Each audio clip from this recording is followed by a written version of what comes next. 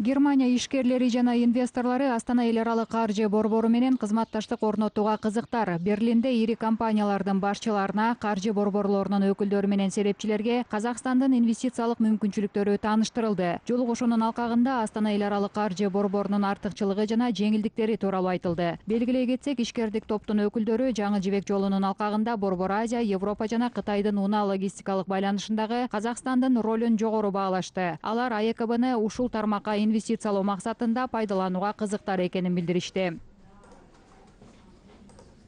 На Министерство иностранных дел теперь, помимо внешнеполитических задач... Эми өлкөбүздүн тышкы иштер министрлигине тышкы саясий маселелерден башка өнүккөн мамлекеттерден инвестиция тартуу жумушу жүктөлдү. Аны менен катар экспорт багытындагы айкалыштыруу иштерин бекемдөө жумушу да каралган. Германия ишенимдүү шериктешибиз. Бүгүнкү жолугушуу немис финансисттеринин Астанадагы эл аралык каржы борбору менен кызматташтыкты бекемдөөгө кызыктар экендигин ачык көрүнүшү. Своего рода хаб в Центральной Азии. Астана эл аралык каржы борбору абдан кызыктуу платформа. Ага кызыктар болгон компаниялар да бар. Аларды көбүнчө укуктук система менен башка да пайдалуу жеңилдиктер өзүнө тартууда. Жаңыдан ачылган борбор болсо да немис ишкерлерди тарта ала турган мүмкүнчүлүгү жогору деп ойлойм.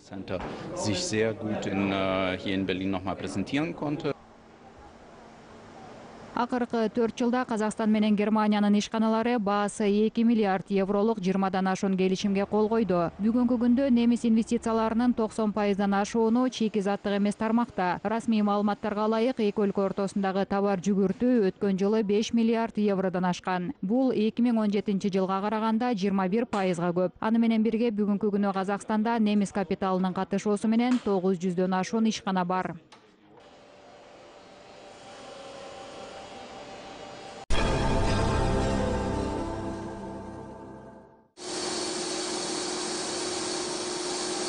Казакстандык маңыздалган алюминий чет өлкөлүк рыноктарда чоң суроо талапка ээ. Эритме ар түрдүү электр куралдары менен техникасын, автомобилдер менен чогултуучу куралдарды чыгаруу үчүн колдонулат. Павлодар облусунда аталган металлды иштетүүнүн 4-чү тепкичи ишке ашырылып жатат. Бул жалпы өлкөнүн металлургия тармагы боюнча жаңылык. Чийки-зат атайын унаа менен шаардагы дагы бир ишкана электролиз заводунан ташылат. Ысык абалында жеткирүү убакыт менен электр кубатын үнөмдөйт. Завод толук санариптик системада иштейт. Маңыздалган алюминий өндүрө турган заводдун экспорттук мүмкүнчүлүгү жогору.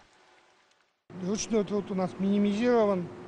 Все производится. Кол менен аткарылган жумуш аз, баары автоматтык түрдө жасалат. Азыркы тапта немистин автоунаа жана автоунаа дисктерин чыгарган заводуна маңыздалган алюминий чыгарабыз. Автомобили и диски, автомобильные диски. Данный завод является стратегическим. Завод облус үчүн да, жалпы республикабыз үчүн да стратегиялык объект катары саналат. Анткени Павлодарда маңыздалган алюминийди иштетүүнүн 4-чү тепкичи ишке ашырылып жатат. Алюминий кластерин өнүктүрүү аркылуу ар түрдүү буюмдарды жасоого мүмкүнчүлүк пайда болду. Бүгүнкү күндө автомобиль дисктерин чыгарган жаңы завод ишке кошулду. Невероятно, я бы сказал, широко.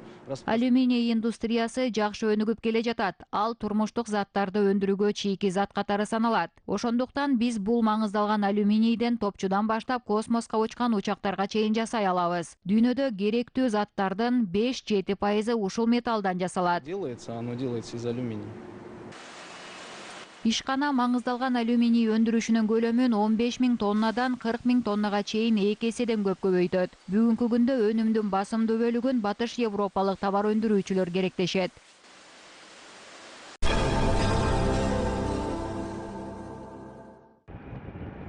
Жыл башынан бери 2 айда Актау деңизи портундагы Дан терминалынан 170 000 тонна буудай экспорттолгон. Бул өткөн жылдагы ушул мезгил менен салыштырганда 1,5 эсеге көп. Белгилей кетсек, Түштүк Казакстан, Костанай жана Акмола облустарында өстүрүлгөн Дан бүгүнкү күндө Иран менен Азербайжанда жогорку суроо талапка ээ. Терминал башчыларынын айтымында, Жалган Куран менен Чың Куран айларында түзүлгөн келишимдердин аркасында жарым жылдык мерчем 4 айда аткарылат. Өткөн жылы Актау порту аркылуу Иранга 818 000 тонна буудай ташылып, натыйжасында рекорд коюлган. Ал эми 2017 жылы бул көрсөткүч болжол менен 500 000 тонна болгон. Жогорку көрсөткүчтөргө жетүүнүн себеби Казакстан арпасына Ислам Республикасынын сатып алууга кызыгып жатканына байланыштуу. Год для нас начался очень удачно. Сейчас мы в течение еще Жаңы жыл ийгиликтүү башталды. Быйыл дандуу өсүмдүктөрдүн ичинде айрыкча арпага болгон суроо талап жогору. Биз алдыдагы 3 айда жогорку жигердүүлүк менен иш алып барып, баш-он айынан баштап жаңы мезгилди баштайбыз. Быйыл да казак данын чет өлкөгө ташууда жогорку көрсөткүчкө ээ болобуз деп мерчендеп жатабыз. у нас, как будем говорить, они стабильные, 500-600 тысяч тонн перевалки. Казакстан дүйнөлүк буудай рыногундагы жогорку орундардын биринде. Казакстан бүгүнкү күндө дан менен унду ири өндүрүүчүлөр жана экспорттоочулардын катарына кирет. Республиканын экспорттук мүмкүнчүлүгү 9 миллион тоннага бааланды. Анын ичинде 6 миллион дан түрүндө жана 2 миллион тоннадан ашуун ун абалында болуп жатат.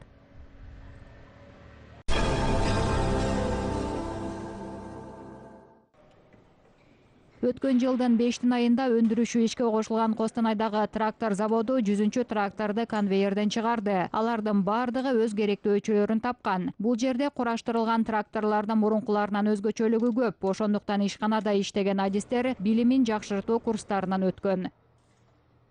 Өзүм осы тракторде механизатор болуп Мен механизатор болуп 20 жылдан бери иштеп келем. Мурда ушул тракторлорду өз колубуз менен бузуп, кайра чогулткан учурларыбыз болгон. Мурдагы тракторлордон азыркылардан айырмачылыгы кубаттуулугу жогорулап, өнүмдүүлүгү да 2 эсеге өскөн. өтүмдүүлүгү де жакшы, 2 эсеге. Заводдо азыркы тапта ири бөлүктөр кураштырылат. Күнүнө 2 трактор чыгарылат. 3 ай мурда гана жумушун баштаган ишкана башчылыгы быйыл өндүрүштү кеңейтүү максатын коюп жатат. Планируется поставить. Өзүбүздө капот, кабина, канаттарын жасай турган кошумча цех ачуу мерчемделип жатат. Ошондой шарттарда ата мекенди күлүштү 50%га жеткиребиз. 2 нөөмөттө жумуш иштеп, жылына 3000 трактор чыгарабыз. Өндүрүш очогу жылына 3000 трактор чыгарууну максат кылууда. Ал программа боюнча өндүрүш жери кийинки жылы толук кубатына чыгат.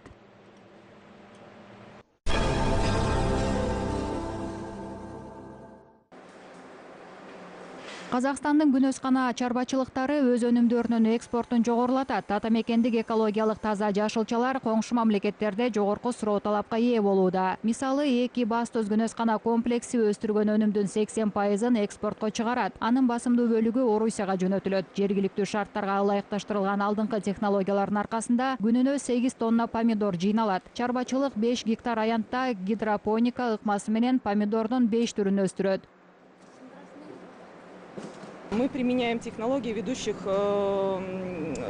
фирм. Биз биологиялык коргонууну дүйнөлүк деңгээлге жеткирген жетекчи фирмалардын технологияларын колдонууга киргиздик. Биз өз өнүмдөрүбүздү булгабайбыз. Башкача айтканда, эч кандай химиялык кошмолорду пайдаланбайбыз. Эң биринчи бул биологиялык коргоо. Тагыраак айтканда, зыян жок кыла турган кадимки курт кумурскалар. Биздин помидорлор экологиялык таза өнүм катары саналат. Жакынкы убакытта күнөскана чарбачылыгы кеңейтилет. Ушул жылдын күзүндө аймагы 10 гектардык жаңы комплекс ишке кошулат. Ал эми кийинки жылы дагы бир жабык аянттын курулушу башталат. Келечекте помидордон башка болгар мурчу, жашылча түрлөрү жана кулпунай өстүрүү мерчемделип жатат. Нам нужны больше специалистов, больше агрономов. Бизге билимдүү адистер керек. Анын ичинде агрономдорго суроо талап жогору. Атайын билими бар адистердин аркасында биз сапаттуу өнүм алабыз. Ошондуктан ушул тармакта эмгек кылууга, помидор өстүрүүгө чакырабыз. Приглашаем к себе трудиться, работать, выращивать хорошие томаты. Ал эми сары агаштык дыйкандар быйыл баклажанды күнөсканада өстүрүүнү колго алышты. Чыңгуран айынын аягында 4 гектардан 400 тонна өнүм жыйноо мерчемделип жатат. Азыркы кезде жергиликтүү айыл чарба товар өндүрүүчүлөр бадыраң менен помидор өстүрүүдө. Эгер баклажандын биринчи түшүмү жакшы болсо, ал жерде өндүрүш көлөмү жогорулатылат. Белгилей кетсек, Түркистан облусундагы күнөсканалардын жалпы көлөмү 1344 гектарды түзөт. Биринчи жылы эгип атырк. Энд көрөмүз, Кудай кааласа жакшы өнүм аламыз деген. Баклажандарды биринчи жолу эгип жатабыз. Аларга тыкыр маани берүү керек. Баклажандар жылуулукту жакшы көрөт. Ошондуктан күнөсканада ар дайым жогорку температураны сактайбыз. Орусияга жана Алматы, Астана, Караганды шаарларына жеткирүү боюнча келишимдер түзүлдү.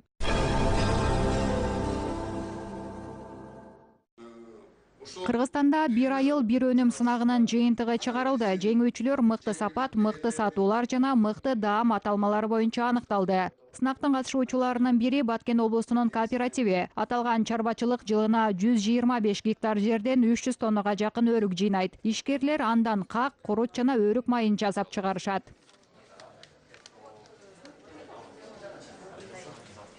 10-жылдан баштап ушул органикалык жол менен баткен өрүгүн өндүрүп келебиз. Анан бул бир азык проект боюнча ушу япондор менен иштешип жатабыз. Негизинен булар бизди азыкты сапатына көңүл бурушты да, ошону үйрөтүштү бизге негизинен. Анан барып фермерлер менен көрүштү, жеринде көрүштү, бизге бүт жолдорду үйрөтүштү. Анан алар карап тура бербейле, мисалы үчүн кыргыз кишилер дейт, өрүктү кургатып эле сатканды эле билет экенсиңер дейт. Эми бир эле өрүктү сата бербестен, ошол өрүктөн бир канча азык даярдаганга аракет кылалы деп бизге ушундай мына көргөзмөлөрдө бар. Бир айыл бир өнүм долбоору бул Жапония демилгечи болгон атайын даярдалган стратегиялык кыймыл. Жапония өлкөсүнүн эли жергиликтүү ресурстардан өнүм чыгарууну өнүктүрүп, өз аймактарынын экономикалык өнүгүшүнө жетишкен. 2007 жылдан бери долбоор Кыргызстанда, Ысык Көл облусунда колго алынган. Эми бул тажрыйба жалпы өлкөдө толук колдонууга киргизилет. Белгилей кетүүчү жагдай бир айыл бир өнүм сынагы долбоордун 2 жылдык ишинин натыйжаларын көрсөтөт. Бул аймактардын ал акыбалын жогорулатууда абдан маанилүү долбоор болуп саналат жана ишкердиктин өнүгүшүнө мындан ары да өз салымын кошот. Мы иногда гонимся за гигантоманией, там говорим, что нужны огромные заводы и так далее, но иногда вот такие бренды, они дают... Биз ири ишканаларды издейбиз, бирок кээде ушундай бренддер да чоң экономикалык эффект берет. Бул жерде сөз жашыл экономика тууралуу болуп жатат. Бул 100% табигый өнүм. Эти все продукты, они как бы идут под брендом «Сделано в Кыргызстане», и это 100% натуральные продукты. Тажикстанда жаркыраган жаз майрамы Ноорузду майрамдоого даярдык кызуу жүрүп жатат. Өлкө эли шаарды жашылдандырып, көрктөндүрүү жумуштарына жигердүү киришип, көчөттөрдү жана гүлдөрдү эгип жатышат. Гүл эгүү оор эмес, абдан кызыктуу жана пайдалуу иш. Эми өскөнүн көрсөм дейм. Жоогазындар, розалар жана башка гүлдөр жергиликтүү көчөттүк питомниктерден жеткирилген. Атайын багылган өсүмдүктөр акимчилик жана коомдук имараттар, гүлзарлар жана эс алуу сейил бактарын бойлой эгилүүдө. Быйыл биз көчөлөрдү кооздоо үчүн ак, кызыл түстүү таштардын 3 түрүн пайдага жаратып жатабыз. Алар менен көчөттөрдү курчап, атайын композиция түзөбүз. Чеге гүл, виола, кооздук капустасы жана башка гүлдөр бар. Жалпы быйыл биз 90 000 гүл эгүүнү мерчемдеп жатабыз. Анын 20 000 жоогазын. Бул кыш жаз мезгилдик гүлдөр. Ошондуктан алар өзгөрмө аба ырайына чыдамдуу келет. Жалган Куран айынын 21-и күн менен түндүн теңелген мезгили. Тажикстан улуу майрамды бардык Борбор Азия өлкөлөрү менен биргеликте жогорку деңгээлде белгилейт. Борбордук аянттарда түзүлгөн сахналарда чыгармачылык жамааттар майрамдык концерттерди сунушташат. Театралдаштырылган спектакльдер жана улуттук спорт түрлөрүнөн жарыштар уюштурулат.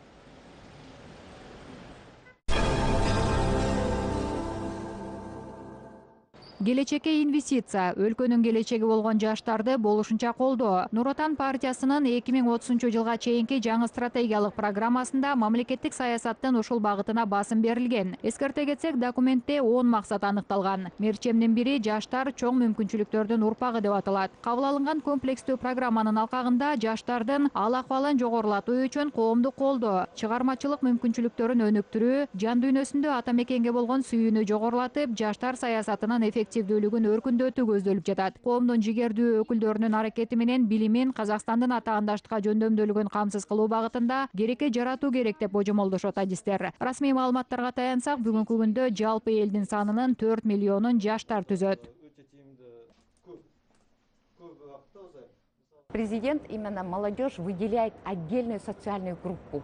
Если Президент жаштарга өзүнчө бир коомдук топ катары карайт. Эгерде 18 форумга чейин биз 29 жашка чейинки адамдарды жаштардын категориясына киргизсек, жыйындан кийин бул деңгээл 35 жашка чейин жогорулатылды. Бул биздин элдин акыл эси үчүн абдан пайдалуу деп эсептейм. Мамлекет өз жарандарын коргоо үчүн бардык нерсени жасап жатат. Ал жарандардын өмүр сүрүү деңгээлин жогорулатуу. Бүгүнкү күндө биздин мамлекетибиз коомдук багытта өнүгүп жатат. Наше государство на сегодняшний день имеет социальную направленность. Жолборс каллиграфиясы, чыгармачылык этаптар. Алматыда Абилхан Касеев атындагы мамлекеттик өнөр музейинде белгилүү сүрөтчү Абдукарим Исанын 70 жылдык мааракесине карай уюштурулган көргөзмө ушундай аталат. Экспозицияга сүрөтчүнүн ар кайсы жылдардагы 60тан ашуун живописдик эмгектери коюлган. Көргөзмөгө келгендер сүрөтчүнүн сүрөт өнөрүндөгү жаңы өзгөчөлүктөрү тууралуу сөз кылышты. Абдукарим Иса Казакстандагы жолборс каллиграфиясын негиздеген авторлордун бири. Сондай жолбарысты мен іздеген жоқпын, жолбарыс мені өзі тапты. Жолборсту мен издеген жокмун. Жолборс мени өзү тапты, түшүмө кирди. Жолборс дегенибиз ал күч, ал адамдын алдыга жетелеген үмүтү. Ошондой эле жолборс күчтүү жаныбар. Жолборстун денесиндеги таргылдар адам өмүрүндөгү жолдорду чагылдырат дейт сүрөтчү. Экспозицияда ушул темадагы живописдик эмгектер көп болду. Эч кандай сүрөтчүгө окшомойт Абдукарим. Абдукарим эч кайсы сүрөтчүгө окшошпойт. Эмнеге? Себеби анын эмгектерин көп сүрөттөрдүн ичинен дароо таанып алса болот. Анын кайталангыс өздүк стили бар. Бир жолу улуу сүрөтчү Пикассодон картиналарын түшүндүрүп берүүнү сураган экен. Анда ал картиналарымды түшүндүрүп баштасам, мени сүрөтчү деп атоо кыйын болуп калат деп жооп берген экен. Эгерде Абдукаримдин эмгектери тууралуу сөз кыла турган болсок, анын эмгектери автордун жан дүйнөсүн чагылдырат. Абдукарим Исанын эмгектери Орусия, Түркия, Италиядагы бир нече эл аралык көргөзмөгө коюлган. 2005-жылы Францияда өткөн Маданият жана искусство дүйнөсү эл аралык көргөзмөсүндө анын Жолборс темасындагы триптихи живопись аталмасында алтын медалды жеңип алган.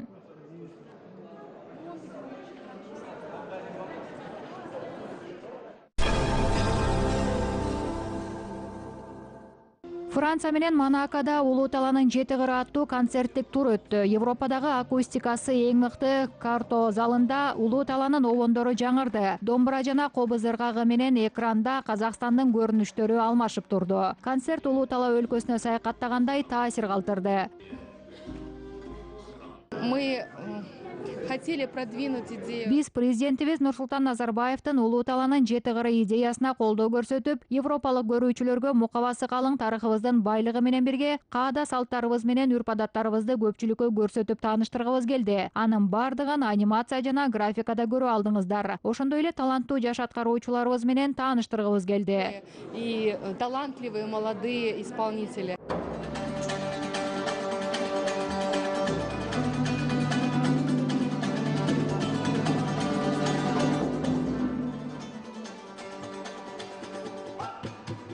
Салттуу казак обондору жаңы форматта жаңырды. Аталган обондордо Улуу талаанын шамалы, күнү, мейкиндигинин добушун укса болот. Артисттер жөн гана өз ролдорун ойнобостон көрүүчүлөрдү окуяга катыштырды. Модерн менен салт ортосундагы байланышты абдан жакшы көрөм. Модерн өз тамырын ар дайым салттарда издегенин жакшы билебиз. Бүгүн өнөрүн тартуулаган жаштар өзүнүн динамикасы жана жакшы маанайлары менен көзгө урунду. Ушул концертке келгениме абдан ыраазымын. Казактардын ырдоо стили көрүүчүлөргө өзгөчө таасир берди. Айланабыздагы табиятты сезип жаттык. Музыкаңар менен аткаруучулардын обондору укмуштуудай. Аспаптарыңар да абдан сонун экен. Мени бирөө сыйкырлап алгандай отурдум. Париждеги концертке казак маданиятын көбүрөөк билгиси келген жашоочулар жана ушул жерде жашаган казакстандыктар да келишкен. Артисттер өнөрү менен алыста жашаган казакстандыктардын башын бириктирүү маанилүү деген пикирде. Эң биринчиден Казакстандын аты, аброю. Биздин башкы максатыбыз Казакстандын намысын жогорку деңгээлде көрсөтүү. Биринчи кезекте башкалар бизди билсе дейбиз. Экинчи максатыбыз биздин обондорубуз аркылуу Францияда жашаган мекендештерибиздин жан дүйнөсүндө ата мекенге болгон патриоттук сезимдерин ойготуу, аларга туулган жердин атмосферасын тартуулоо. Өкүлдөрү бар, өзүбүздүн кандастарыбыз бар, соларга жеткизүү болду. Уюштуруучулар Европада салттуу казак музыкасын тез-тез даңазалоону көздөп жатышат. Бул гастролдук тур казактын элдик ырлары жана обондору жергиликтүү көрүүчүлөрдүн маанайын көтөргөнү ачык көрүнүп турду.